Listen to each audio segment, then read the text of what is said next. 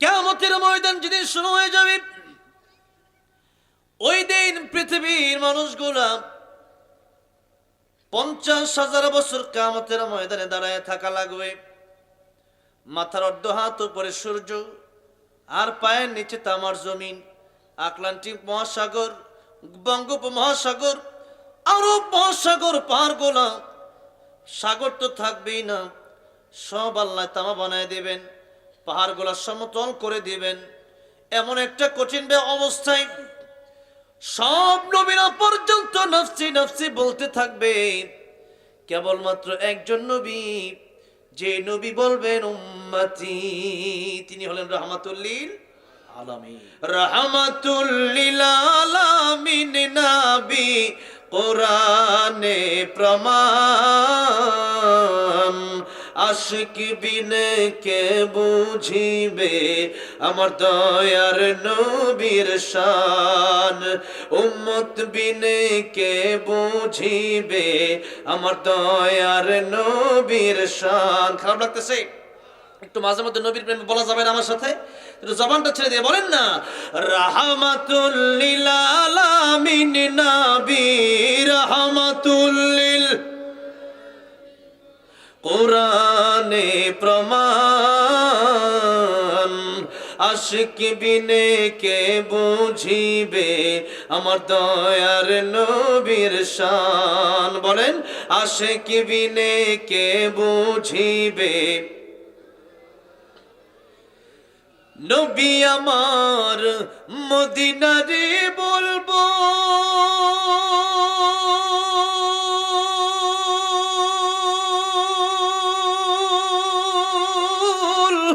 আমার আল্লাহ ভালোবেসে নামটি দিলেন হাবিবে রাসূল। আল্লাহু আকবার বলেন। নবী আমার মদিনারে বলবো,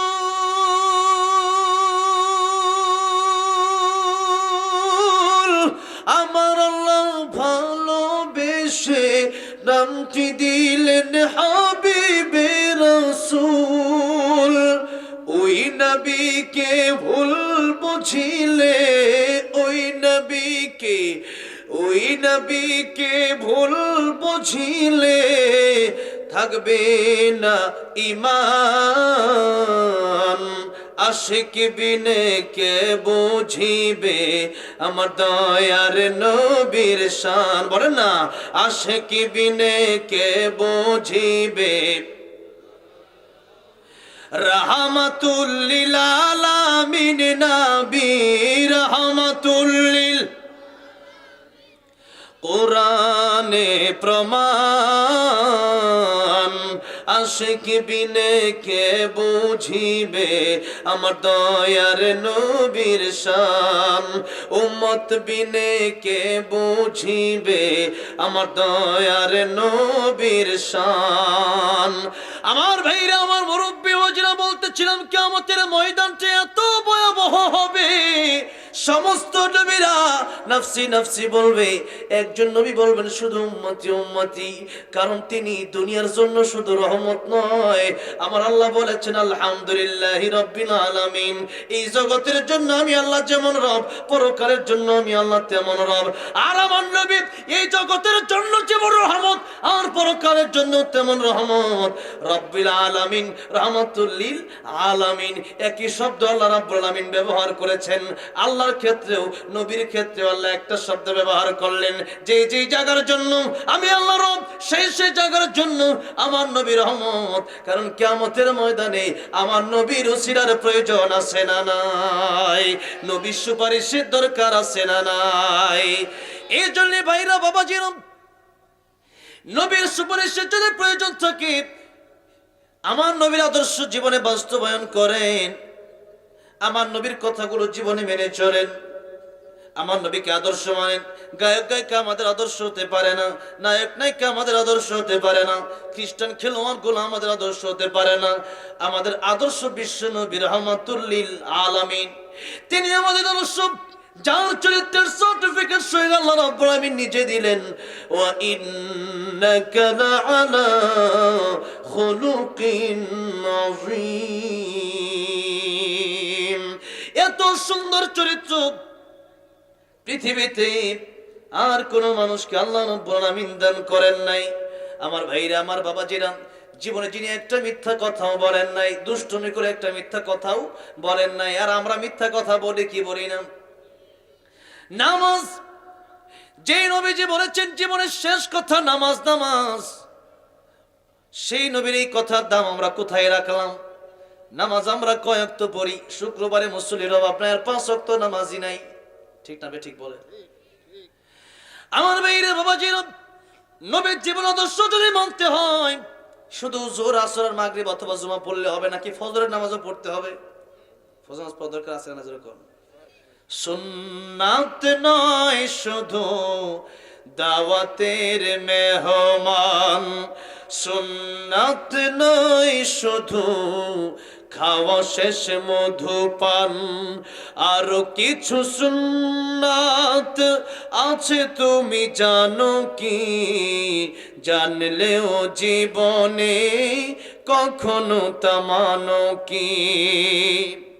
এই জন্য সুন্নাত যদি মানতে হয়, নবীর জীবন আদর্শ যদি আমাদের ভিতরে আনতে হয়, নবীর আদর্শ যদি বাস্তবায়ন করতে হয়, এই সুন্নাত অর্ধেক মানলে হবে না, পরিপূর্ণ মানতে হবে। আল্লাহ বলেন পরিপূর্ণ মানো। আল্লাহ বলছেন সূরা বাকারা, ইয়া আইয়ুহাল্লাযীনা আমানু উদখুলু ফিস সিলমি কাফা ওয়ালা তাত্তাবিউ খুতুওয়াতিশ শাইতান ইন্নাহু লাকুম আদুউম মুবিন। আল্লাহ বলেন ঈমানদারেরা উদখুলু, ইসলামে প্রবেশ করো, ফিস সিলমি কাফা, উদখুলু তোমরা প্রবেশ করো, ফিস সিলমি ইসলামের ভিতরে, কাফা আয়তামা পরিপূর্ণ প্রবেশ করো। ওযু যদি অর্ধেক করে ওযু হবে? নামাজ 4 রাকাত মনে করেন এশার নামাজ 2 রাকাত পড়লে নামাজটা হবে নাকি? হবে না। এইজন্য ইসলাম মানতে হলেও অর্ধেক না পরিপূর্ণ?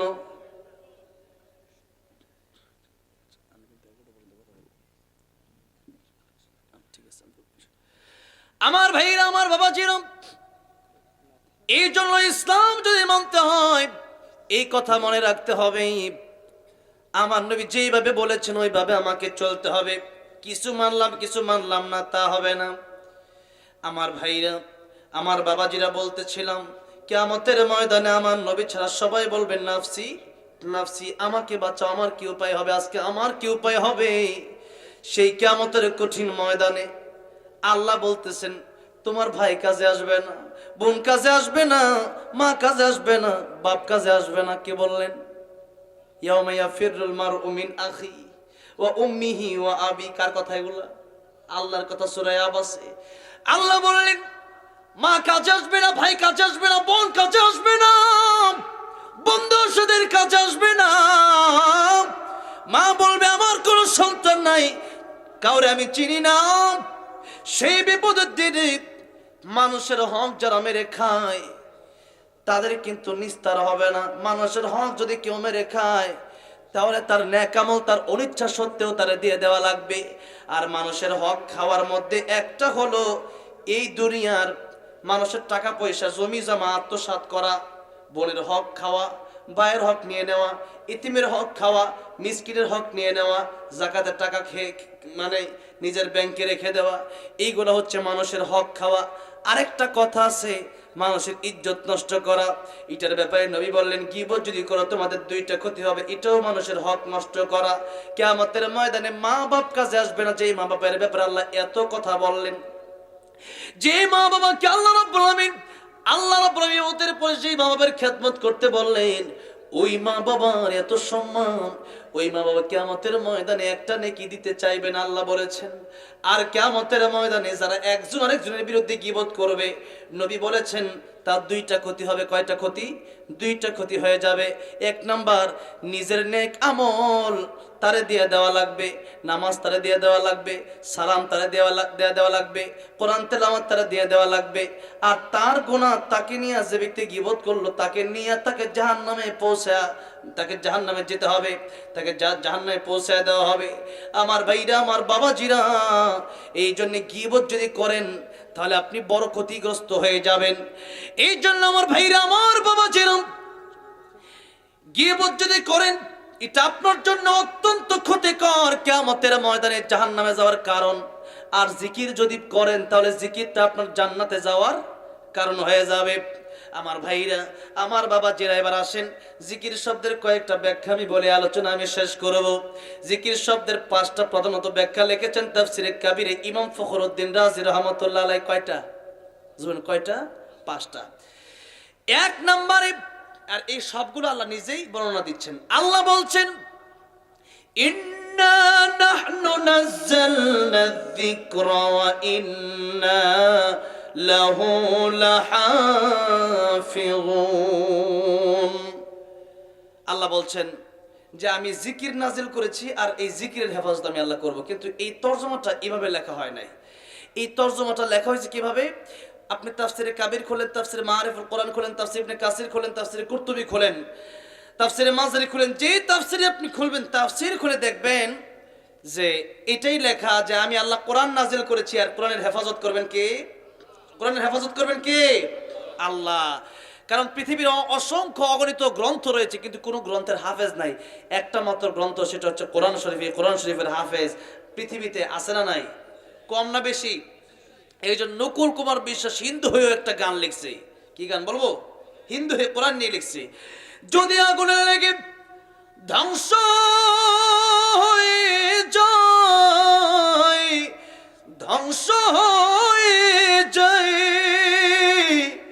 যদি আগুনে লেগে ধ্বংস হয় পৃথিবীর সব বইয়ের দোকান, বিশ্ব থেকে হারাবে না পবিত্র কোরআন, বিশ্ব থেকে হারাবে না পবিত্র কোরআন। করবে কেমন করে কোরআন ধ্বংস আগুনের তেজ, করবে কেমন করে কোরআন ধ্বংস আগুনের তেজ, আছে বিশ্ব বড় গণিত কোরআনে হাফেজ, তারা আবার ছাপে আসমানি গ্রন্থ, বাঁচাবে কোরআনের সম্মান, বিশ্ব থেকে হারাবে না পবিত্র কোরআন, বিশ্ব থেকে হারাবে না পবিত্র কোরআন। কথা ঠিক না বেঠে? আমার ভাইরা, আমার বাবাজিরা, আল্লাহ বলছেন ইন্না নাহনু নাযালনা যিকরা, এই কোরআন আমি আল্লাহ নাযিল করেছি, হেফাজত করব আমি আল্লাহ রাব্বুল আলামিন। সুতরাং হেফাজতের দায়িত্ব যেহেতু আল্লাহ রাব্বুল আলামিন নিজেই নিয়েছেন, কেউ এর ধ্বংস করতে পারবে না, तमाम পৃথিবীর মানুষ মিলেও ধ্বংস করতে পারবে না। আমার ভাইরা, বাবাজিরা, বোঝানোর উদ্দেশ্য হলো আল্লাহ এখানে বললেন ইন্না নাহনু নাযালনা যিকর। এই জিকির শব্দের ব্যাখ্যা সব তাফসীরের গ্রন্থে এসেছে কোরআন। কি? কোরআন। তার মানে আল্লাহ বলছেন জিকিরের প্রথম ব্যাখ্যা হচ্ছে কোরআন শরীফ। ও দুনিয়ার মানুষেরা, জিকির যদি করতে হয় তাহলে প্রথমেই আল্লাহর কোরআন শরীফ পড়ার দরকার আছে না নাই? 1 নাম্বার জিকির হলো আল্লাহর কোরআন শরীফ। আর আল্লাহ রহমানে বলছেন আর রহমান, আমি আল্লাহ দয়াময়, আল্লামাল কোরআন, কোরআন শিখালাম, খলাকাল ইনসান, মানুষ বানালাম। আল্লাহ কোরআনের কথা আগে বললেন না মানুষের কথা আগে বললেন? কোরআনের কথা আল্লাহ আগে বললেন। তার মানে কোরআন শিখলেই প্রকৃতপক্ষে গুণগত মানুষ হওয়া যায়। আর কোরআন যারা শিখে না, একসময় তাসলিমা নাসরিন আসাদুরের মতো নাস্তিক হয়ে এই দেশের ভিতরে আল্লামা সাইদি, আল্লামা আহমদ শফির মতো বড় বড় আলেমদের বিরুদ্ধে তারা কথা বলার মতো সাহস পায়। ঠিক না ঠিক? এই জন্য কোরআন শিক্ষার কোনো বিকল্প নাই। কোরআন যদি শিখেন তাহলে আপনি প্রকৃত মানুষ হয়ে যাবেন। কারণ যারা কোরআন শিখে তারা জানে যে এই কোরআন যেহেতু আমি শিখলাম, তারা পরকাল বুঝে, পরকালে হিসাব দেওয়ার ভয় তাদের থাকে। আর যারা কোরআন শিখে না, পরকালের হিসাব দেওয়ার কোনো ভয় তাদের থাকে না। এরা মনে করে খাও দাও ফুর্তি করো, দুনিয়াটা মস্ত বড়, এই দুনিয়ায় খেয়ে দিয়ে যাও। কিন্তু যারা কোরআন শিখে তারা জানে। ওমর রাদিয়াল্লাহু আনহু একবার যাচ্ছেন রাস্তা দিয়ে মরুভূমি, এক রাখালকে বললেন এই ছাগলগুলো কার? বলল আমার মালিকের। বললো আমার একটু দুধ দেওয়া যাবে? বললো না, আমার মালিকের ছাগল। ওমর রাদিয়াল্লাহু আনহু বলে একটা ছাগল দেও, পরীক্ষা করার জন্য বলে একটা ছাগল দেওয়া আমারে, তোমার কিছু টাকা দিই। রাখাল ডেকে বলল, ও যুবক, তখন চিনে না ওমর রাদিয়াল্লাহু আনহুকে, বলল যে এই যে ছাগল, এটা তো আমার মালিকের, আমি তোমার ছাগল বিক্রি করবো কিভাবে? আমি তো রাখাল। বলল তুমি বলবো বাঘে খেয়ে নিছে ছাগলটা। রাখাল বলল, যুবক, এই যে এই কথাটা তুমি আমার বললা, আমি আমার এই ছাগলের মালিককে হয়তো জবাব দিয়ে পার পাবো, কিন্তু কিয়ামতের ময়দানে এই মালিকের কাছে আমি কি জবাব দিব? আল্লাহু আকবার বলেন। এই যদি এই ভয় যদি কারো থাকে যে আল্লাহর কাছে একদিন অবশ্যই আমার জবাব দেওয়া লাগবে, যে লিতুজজা কুল্লু নাফসিন বিমা তাসআ, এই দুনিয়া তাহলে এমনি পাঠান নাই, যে পাঠাইছে যা করতেছে এটার হিসাব একদিন ঠিকই আমার দেওয়া লাগবে। তাহলে এই ব্যক্তি গুনাহ করতে পারে না, চুরি করতে পারে না, ডাকাতি করতে পারে না, সুদ খেতে পারে না, ঘুষ খেতে পারে, তাই জন্য কোরআন শিক্ষার কোনো বিকল্প নাই। ভাইরা বাবাজিরা, এরপর আরেকটা কথা বলি, কিয়ামতের ময়দানে সর্বপ্রথম নামাজের হিসাব হবে। কিসের হিসাব? নামাজের হিসাব হবে। আউয়ালু মা ইউহাসাবু বিল আবদি ইয়াউমাল কিয়ামাতিস সালাহ। কিয়ামতের ময়দানে নামাজের হিসাব যেহেতু হবে, নামাজ ভঙ্গের কারণ উনিশটা, প্রথম কারণ হচ্ছে নামাজে অশুদ্ধ পড়া। এখন আপনি যদি কোরআন শরীফ অশুদ্ধ পড়েন, নামাজ হবে না। নামাজ যদি না হয় আপনি প্রথমে ধরা খেয়ে যাবেন। নবী বললেন, নামাজের হিসাব দিতে গিয়ে যে ব্যক্তি পার পেয়ে যাবে, সে সব হিসাবে পার পেয়ে জান্নাতে চলে যাবে। সুবহানাল্লাহ। তাহলে নামাজটা সঠিক শুদ্ধভাবে পড়ার জন্য আগে আমাদেরকে কোরআন শরীফ সহি শুদ্ধ করে শিখতে হবে। কি শিখতে হবে? কোরআন শরীফ সহি শুদ্ধ করে শিখতে হবে। অনেকগুলো গজলের রিকোয়েস্ট আছে, আপনারা গজলও শুনবেন, আমি শোনাবো ইনশাল্লাহ। একটু সময় নিচ্ছি আর কি, গজল আমি শোনাবো ইনশাল্লাহ। আজকের মাইকটা এত ভালো পাইছি, আমি অসুস্থ, আমি ভাবছিলাম যে কথাই বলতে পারবো না।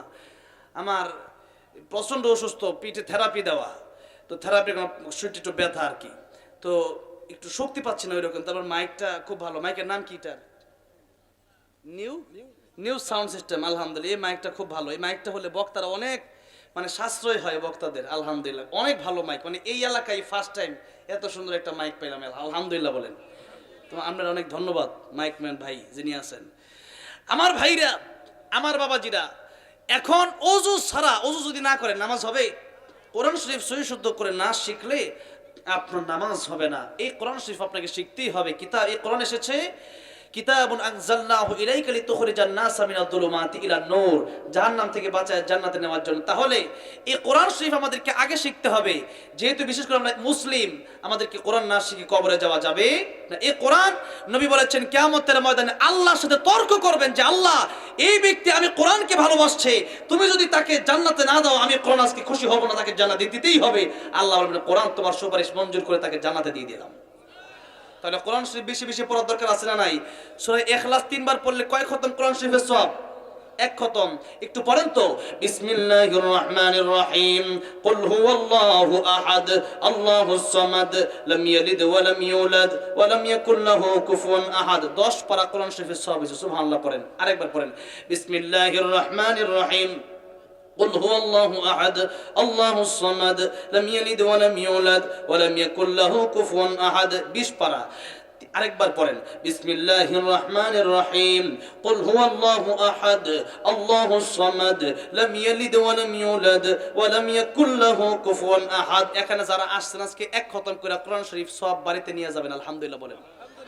তে লাভ হইছে না ক্ষতি হইছে? অনেক বড় লাভ হইছে। সূরা তাকাসুর পড়বেন, কমপক্ষে 1000 আয়াত পড়লে যে সব আল্লাহ সেই সব আমলনামায় দিয়ে দিবেন। আমার ভাইরা বাবাজিরা, এছাড়াও কোরআন শরীফের যে কোনো আয়াত থেকে আপনি তেলাওয়াত করবেন, কমপক্ষে প্রত্যেকটা হরফে কমপক্ষে কয়টা করে নাকি? 10টা করে নাকি আল্লাহ দিয়ে দিবেন। তাহলে কোরআন শরীফ হলো বেশি বেশি আমাদের তেলাওয়াত করতে হবে, 1 নাম্বার। 2 নম্বরে, এই জিকির শব্দের অর্থ এসেছে কোরআন শরীফে, আল্লাহ বলেছেন, ফাযাক্কির বিল কুরআনি মান ইয়াখাফু ওয়াঈদ। এখানে যাকির শব্দ এসেছে, জিকির শব্দ এসেছে। এই জিকির শব্দের অর্থ হচ্ছে উপদেশ। কোরআন থেকে, কোরআনে অনেক উপদেশ আছে না নাই? মুসা আলাইহিস সালামের ব্যাপারে উপদেশ আছে, এরপরে ঈসা আলাইহিস সালামকে নিয়ে উপদেশ আছে, মারইয়াম আলাইহিস সালামকে নিয়ে উপদেশ আছে, নূহ আলাইহিস সালামকে নিয়ে উপদেশ আছে। এই পৃথিবীতে অসংখ্য অগণিত ঘটনা ঘটে যাওয়া অনেক উপদেশ আল্লাহ আমাদের জন্য শিক্ষণীয় করে রেখেছেন। এই উপদেশগুলো আমাদেরকে শিখতে হবে, জানতে হবে। কোরআন শরীফের ব্যাখ্যা, কোরআন শরীফের তাফসীর, কোরআন শরীফের ব্যাখ্যা, কোরআন শরীফের তাফসীর আমাদের জানতে হবে, শুনতে হবে। 3 নম্বরে, আল্লাহ রাব্বুল আলামিন বলেন জিকিরের শব্দের অর্থ কি হবে। সূরা জুমআতে আল্লাহ বললেন, ইয়া আইয়ুহাল্লাযীনা আমানু ইযা নুদিয়া লিস-সালাতি মিন ইয়াউমিল জুমআতি ফাসআউ ইলা যিকরিল্লাহি ওয়া যারুল বাই'। আল্লাহ বললেন, ও ঈমানদারেরা, জুমার দিন যখন মসজিদে আযান হয়ে যায়, তখন তোমরা নামাজের দিকে চলে যাও। কোন দিকে চলে যাবেন? নামাজের দিকে যখন এখন নামাজ শব্দ নাই, ফাসআউ ইলা যিকরিল্লাহ, আল্লাহ জিকিরের দিকে দৌড়াও। আল্লাহ জিকির মানে তোমরা নামাজের দিকে তখন দৌড়াও। তাহলে জিকির শব্দ 3 নম্বর অর্থ হচ্ছে নামাজ পড়া। নামাজ পড়লে জিকির হবে, কি কি পড়া? নামাজ পড়া। তাহলে পড়বেন তো নামাজ। হ্যাঁ, যেহেতু কিয়ামতের মধ্যে এটাই আপনার প্রথম হিসাব হবে। 4 নম্বর জিকির শব্দের অর্থ আল্লাহ কোরআন শরীফে বর্ণনা করে বলছেন, ওয়ামান আ'রাদা আন যিকরি ফাইন্না লাহু মাঈশাতান দানকা ওয়া নাহশুরুহু ইয়াওমাল কিয়ামাতি আ'মা। আল্লাহ বললেন, আমি আল্লাহর আইন যারা মানবে না এদের জীবনকে আমি আল্লাহ সংকীর্ণ করে দেব। এখানে জিকির মানে আল্লাহর আইন। জিকির মানে কি? আল্লাহর আইন। আল্লাহর আইন মানতে রাজি আছেন না নাই? শুধু ঘরে মানলে হবে না, সংসদেও মানতে হবে, সব জায়গায় মানতে হবে, কোন জায়গায় বাদ রাখা যাবে না। আল্লাহর কোরআনের আইন কি শুধু ঘরে চলবে না, বাইরেও চলবে? সব জায়গায় মানতে হবে। যারা বলেন ঠিক না ঠিক? আমার ভাইরা, আমার বাবা, এই জন্য আল্লাহর আইন মানে হচ্ছে ঘর থেকে শুরু হবে রাষ্ট্র পর্যন্ত সব জায়গায় কার আইন চলবে? আল্লাহর আইন। আল্লাহর আইন যদি হয় তাহলে সুর থাকবে না, ডাকাত থাকবে না। যখন সুরের হাত কাটা হবে, আর তখন দেখবেন সুর কমে গেছে, ডাকাত কমে গেছে। যেরকম ঠিক না ঠিক? এই জন্য আল্লাহর আইন যখন দেশের মধ্যে চালু হয়ে যাবে তখন এই দেশ সুন্দর একটা সমাজে গড়ে উঠবে। আর যদি আল্লাহর আইন চালু না করা হয়, আপনি যত কিছুই বলেন না কেন, এই দেশে কোনোদিন শান্তি আসতে পারে না। আল্লাহ বলেন, তোমাদের জীবনকে আমি সংকীর্ণ করে দেব। 2 নাম্বার, কিয়ামতের ময়দানে আমি আল্লাহ রাব্বুল আলামিন তোমাদেরকে অন্ধ বানায় ওঠাবো। কি বানায় ওঠাবো? অন্ধ বানায়া ওঠাবো। তাই আল্লাহর আইন এই দুনিয়াতে আমাদের বাস্তবায়ন করতে হবে।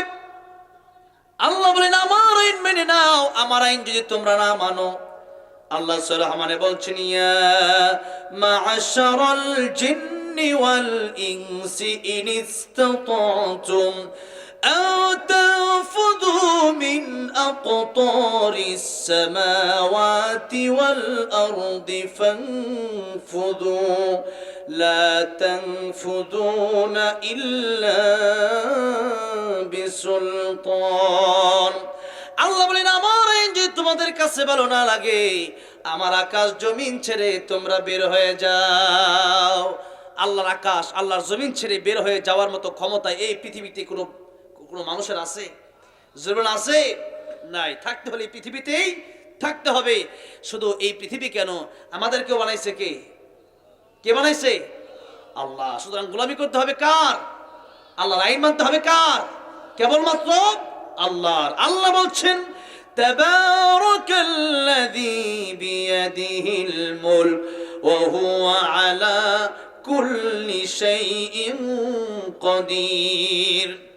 এই আকাশ জমিন যা কিছু আসে সব কিছু তো আমি আল্লাহরই হাতে। আমি আল্লাহ মালিক, তোমরা আমার গোলাম। এই সময় তোমাদেরকে দেওয়া হলো পরীক্ষার জন্য। এই সময়কে তোমরা গুরুত্ব দাও। এই সময়টাতে তোমরা কেবলমাত্র আল্লাহর আইনটাই মানো। আল্লাহ পরের আয়াতে বলছেন, আল্লাযী খালাকাল মাউতা ওয়াল হায়াতা লিয়াবলুয়াকুম আইয়ুকুম আহসানু আমালা। আমি আল্লাহ মরণ আর হায়াতকে সৃষ্টি করলাম তোমাদেরকে পরীক্ষা করার জন্য। এই সময় এটা তোমাদের পরীক্ষার হল। তাই নবী এক হাদিস শরীফের ভিতরে বলছেন, এই সময়কে তোমরা গুরুত্ব দাও। ইগতানিম খামসান ক্বাবলা খামসিন শাবাবাকা ক্বাবলা হারামিক। নবী বলেন, 5টা সময়ের আগে 5টা সময়কে তোমরা মূল্য দাও। 1 নাম্বার, যৌবনকাল থাকা অবস্থায় বৃদ্ধ হওয়ার আগে তোমরা এই সময়কে মূল্য দাও। কারণ কার মরণ কখন চলে আসে আমাদের কারো জানা নাই। এই জন্য ইবাদত এখনই বেশি বেশি করতে হবে। 2 নম্বরে নবীজি বললেন, ও আমার উম্মতেরা, সিহাতাকা ক্বাবলা সাকামিক। তোমরা অসুস্থ হয়ে যাওয়ার আগে সুস্থতাকে মূল্য দাও। কারণ অসুস্থ হয়ে গেলে বোঝা যায় সুস্থতা কত বড় নিয়ামত। ঠিক না ঠিক বলেন? 3 নম্বর নবী বলেন, গিনাকা ক্বাবলা ফাকরিক। টাকা পয়সা যদি কারো থাকে, এই টাকা পয়সার মালিক কেউ ইচ্ছা করলেই হতে পারে না। কেউ ধনী কেউ গরিব, এটা আমার আল্লাহর ইচ্ছা। টাকা পয়সার মালিক একজন বানায়। জবান খুলে বলেন, তিনি কে? আল্লাহ। এই জন্য নবী বললেন, টাকা পয়সা যদি থাকে, তোমরা ফকির হয়ে যাওয়ার আগে সকালবেলার ধনী তুমি ফকির, সন্ধ্যাবেলা এই টাকা পয়সা আল্লাহর রাস্তায় তোমরা কিছু দান করো। মসজিদ মাদ্রাসায় দান করো। নবী যে হাদিস শরীফের ভিতরে বললেন ইদা মাতাল ইনসান ইনকাতা আনহু আমালুহু, মানুষ যখন মরে যায়, মানুষ আর আমল করতে পারে না, নামাজ পড়তে পারে না, রোজা রাখতে পারে না, হজ করতে পারে না, তখন তার কবরে কোনো আমল আর বাকি থাকে না। তিনটা আমল বাকি থাকে, একটা হলো সদকায়ে জারিয়া, একটা কি সদকায়ে জারিয়া। আমার চারটা জিকিরের পাঁচটা, 4 নাম্বারের ভিতরে এই কথাগুলো বলতেছি, আরেকটা বাকি আছে, অল্প সময় শেষ করব। এই কথাটা এই জন্যই বলতেছি যেহেতু আমাকে আরেকটা দায়িত্ব দেওয়া হয়েছে। এই মসজিদ কার ঘর? যদি বলেন কার ঘর? আল্লাহর ঘর। গতকাল গাজীপুরের প্রোগ্রাম ছিল, সেটাও একটা মসজিদের জমি কেনার উদ্যোগে একটা প্রোগ্রাম নিয়েছে তারা, যে মসজিদ জমি কিনবে। বলছে হুজুর 55টা জায়নামাজ লাগবে। কয়টা জায়নামাজ? 55 জায়নামাজ, এক এক জায়নামাজ 4,500 করে। আমি গুনতে গুনতে দেখলাম 55, আমি ভাবলাম যে 30 জন পাই কিনা, এরপর দেখলাম 55 জায়নামাজ পুরোটাই উঠে গেল, পুরো জমির দাম উঠে গেছে। আলহামদুলিল্লাহ বলেন। তারা আলহামদুলিল্লাহ দিল। আমার বাড়ি তো গাজীপুরেই। তো এই যে আজকে আপনারা এসেছেন, মান বানা লিল্লাহি মাসজিদান বানাল্লাহু লাহু বাইতান ফিল জান্নাহ, এটা তো হাদিস শরীফ আছে। আল্লাহর ঘর মসজিদ যারা বানাবে, অন্যের জন্য, দুইটার জন্যই মূলত কিছু কালেকশনটা, হ্যাঁ মূলত কোনটা, এটা আমাকে বলতে হবে। ও ও আচ্ছা, ঠিক আছে।